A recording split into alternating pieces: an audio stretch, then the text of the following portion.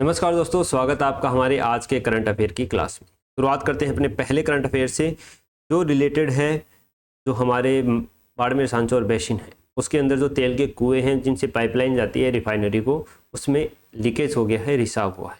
हमारे लिए जानना ये महत्वपूर्ण है कि इन कुओं के नाम क्या है, किस क्षेत्र में इनकी अवस्थिति है और किस कंपनी के द्वारा इनका निष्कर्षण किया जा रहा है।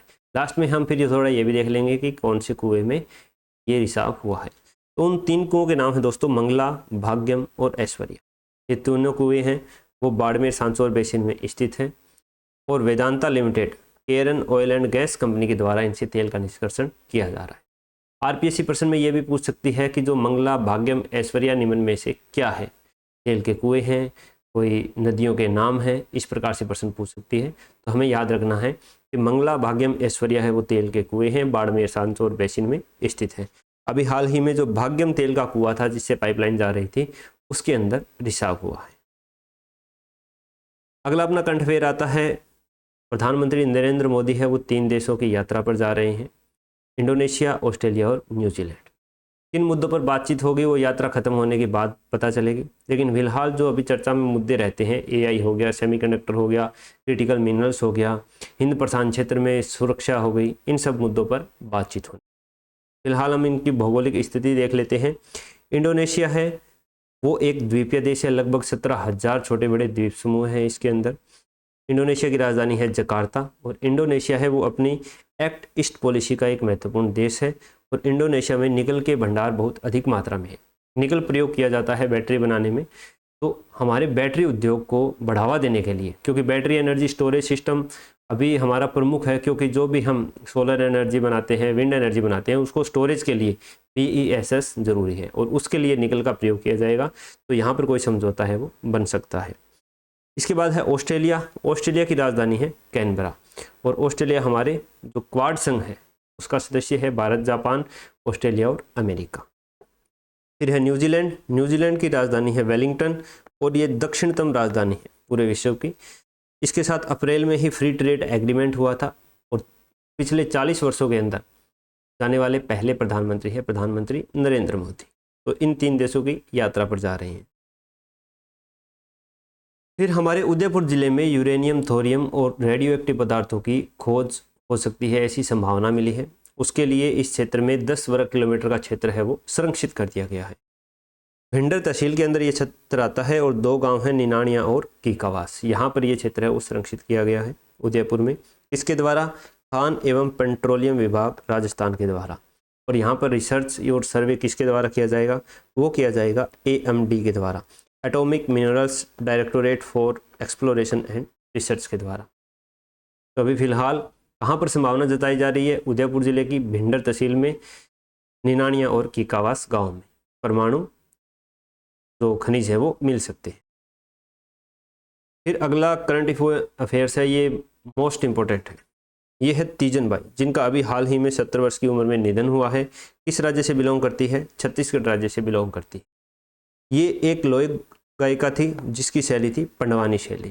पंडवानी शैली में क्या होता है, महाभारत की एक गायन शैली है और इसके अंतर्गत तंबूरा वाद्य यंत्र का प्रयोग किया जाता है।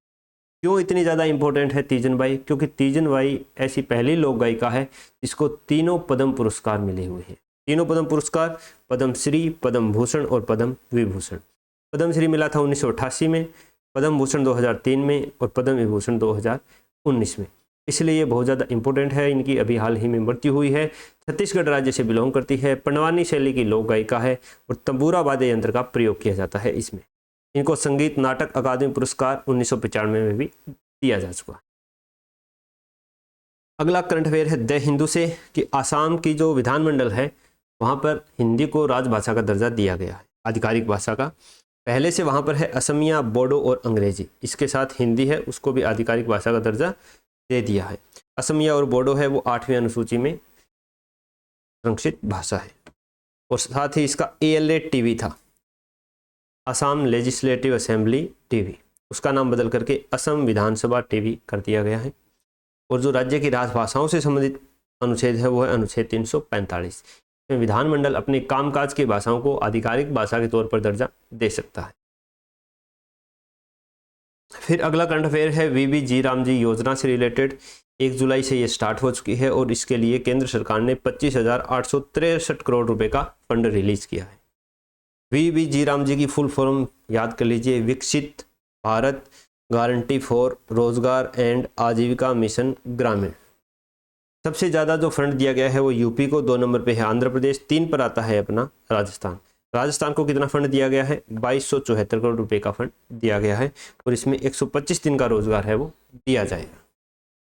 इसके बाद अगला है अपना अंतरिक्ष से रिलेटेड, जिसके अंतर्गत इसरो ने गगनयान मिशन में एक जो सोल कंपोनेंट है उसके परीक्षण किया है। कहाँ पर किया है? SDSC सतीश धवन केंद्र श्रीहरिकोटा। सोल की फुल फॉर्म है sub orbital launch vehicle for experiments. इसके अंतर्गत है कि जब वापस से जो अपने एस्ट्रोनॉट है अंतरिक्ष से पृथ्वी पर आएंगे तो जो पैराशूट पद्धति वाला सिस्टम है उसकी जांच की गई है। इससे पहले एक मिशन मित्रा था गगनयान से रिलेटेड, उसको भी किया गया था। कहाँ पर किया गया था? ये किया गया था लेह लद्दाख में, क्योंकि वो एक दुर्गम क्षेत्र है, वहाँ पर कम ऑक्सीजन है, तो वहाँ पर जो चारों अपने एस्ट्रोनॉट हैं उनका व्यवहारिक और मनोवैज्ञानिक अध्ययन के लिए ये मिशन लाया गया था, जिसकी फुल फॉर्म है mapping of interoperable traits and response alignment होगा, ये गलत लिख दिया। तो ये मिशन मित्रा हो गया और सोल हो गया, ये दोनों किससे संबंधित है? गगनयान से संबंधित है।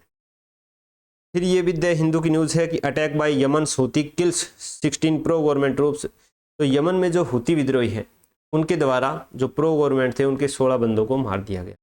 हमारे लिए जानना ये इंपॉर्टेंट है कि यमन की भौगोलिक स्थिति क्या है या हूती विद्रोही है वो किस देश में है। तो हूती विद्रोहियों का देश है यमन। यमन पड़ता है दोस्तों यहाँ पर एशिया के दक्षिण पश्चिम में पड़ता है। ओमान, सऊदी अरबिया इसके पड़ोसी देश हैं और यहाँ पर रेड सी और यहाँ पर क्या है? अरब सागर है। यहाँ पर है अदन की खाड़ी। अदन की खाड़ी और लाल सागर को जोड़ने वाली संधि को क्या कहते हैं? बाब अल मंडेब जल संधि। और यहाँ पर पर्शिया की खाड़ी और अरब सागर को जोड़ने वाली ये जो जल संधि है इसको क्या कहते हैं? होर्मुज जल संधि। तो ये चीज़ें हमने देख ली यहाँ पर, इसकी भौगोलिक स्थिति देख। इसके बाद एक सिंथेटिक सेल यानी कृत्रिम कोशिका का निर्माण किया गया है। किसके द्वारा? यूनिवर्सिटी ऑफ मिनेसोटा के द्वारा, जो अमेरिका में यूनिवर्सिटी है उसके द्वारा।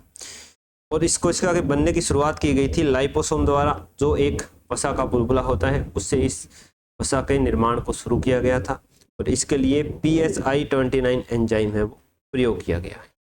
तो ये ज़्यादा कुछ अपने करंट अफेयर थे नहीं, आज इतने करंट अफेयर से हमने इंक्लूड कर लिए।